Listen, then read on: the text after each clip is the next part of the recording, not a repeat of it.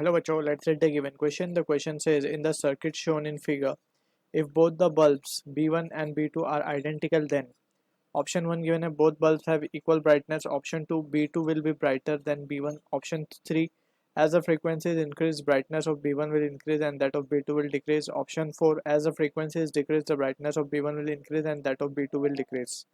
So to understand the question we need to understand about the concept of various combinations of the elements. Basically यहाँ पे हम RLC circuit की बात कर रहे हैं. So let's say for example we have, अगर हम कंसिडर करें, let's say we have RL circuit जिसमें एक inductor of inductance value R और resistance of resistance R and it has been connected across a alternating source. So in this situation we can see जो total effective resistance ये circuit offer करेगी जिसे हम impedance कहते हैं, it is denoted with Z and it is given by the expression under root of R square plus XL का square, where XL is the resistance offered by this inductor या फिर हम उसको inductive reactance भी कहते हैं, right? And यहाँ पे XL की वैल्यू जो होती है वो होती है ओमेगा इंटू एल या फिर इसको हम 2πfl भी लिखते हैं, ठीक है. एंड इसकी यूनिट होती है इन ओम्स क्योंकि ये भी एक रेजिस्टेंस ही है, ऑलराइट. एंड यहाँ पे also we need to be careful कि अगर सर्किट की बात करें हम RC सर्किट है, let's say we have a combination of R and C. So in that situation we can see this is R and this is C. सो यहाँ पे हम देख सकते हैं कि जो इम्पिडेंस अब आएगा in this case connected to alternating source, so यहाँ पे इम्पिडेंस को हम लिख पाएंगे Z will be equals to under root of R square plus XC का स्क्वायर. अब XC यहाँ पे जो है वो resistance offered by this capacitor है जिसको हम कैपेसिटिव रिएक्टेंस कहते हैं.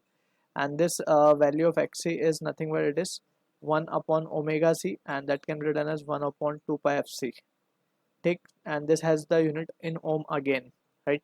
अब यहाँ पे वी कैन सी के this are the basic point we need to remember. And यहाँ पे हम देख सकते हैं कि बल्ब कौन सा ब्राइटर होगा, that is the question. So brightness is directly proportional to current. Basically power भी होता है, so power is nothing but a product of current and voltage. So we can say current से proportional current ज़्यादा जिसमें जाएगा उसमें brightness ज़्यादा होगी, right. So in this situation because यहाँ पे हम देख सकते हैं कि combination जो given है वो parallel में है, right. So इस parallel combination में हम कह सकते हैं कि जो voltage होगा वो तो same होगा for parallel combination, ठीक है.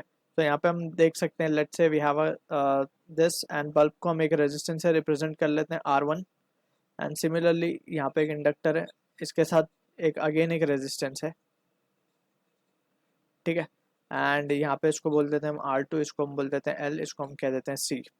अब ये दोनों कनेक्टेड है सीरीज में, सॉरी पैरेलल में with a battery source of EMF value, some कुछ EMF वैल्यू है उसकी, राइट.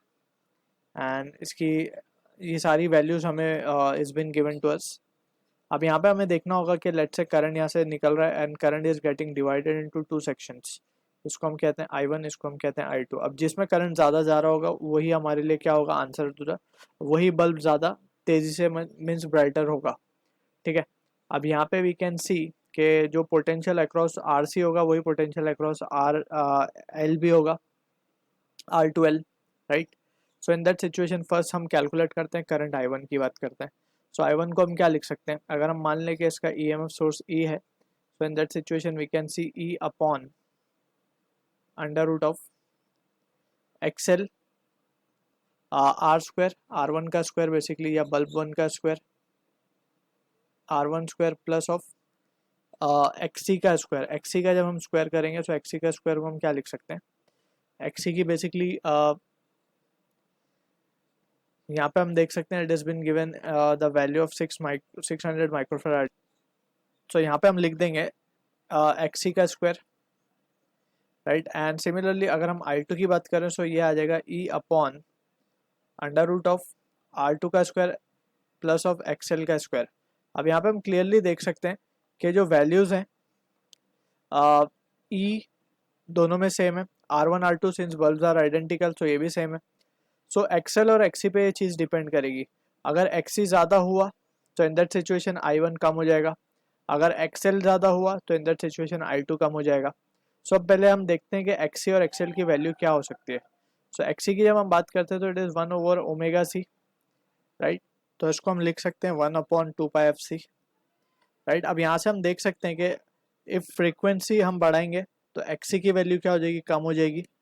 एंड अगर एक्सी कम हो जाएगा, so in that situation we can see this will imply that I1 will increase, right. ये इम्प्लीकेशंस आ रहे हैं यहाँ से।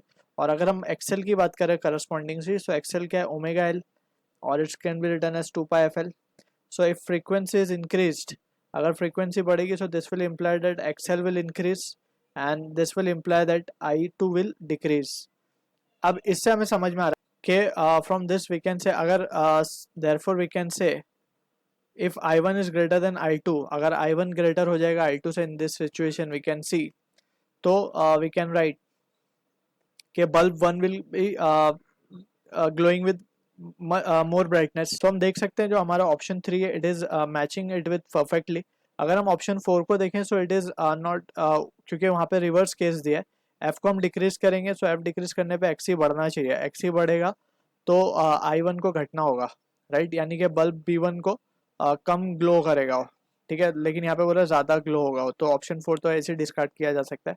और 2 ऑप्शन को तो हम बोल नहीं सकते, because we haven't given with the frequency, right. So हम उसको स्ट्रिक्टली नहीं बोल सकते कि B2 will be brighter then B1 और both the bulb will have equal brightness. It is not actually possible. यहाँ पे हम देख सकते हैं फ्रीक्वेंसी के ऊपर डिपेंड करेगी बात। तो we can say since I1 is greater than I2, brightness of bulb will 1 will be greater. So option 3 जो होगा हमारा correct answer for the question. I hope you understood the solution. All the best.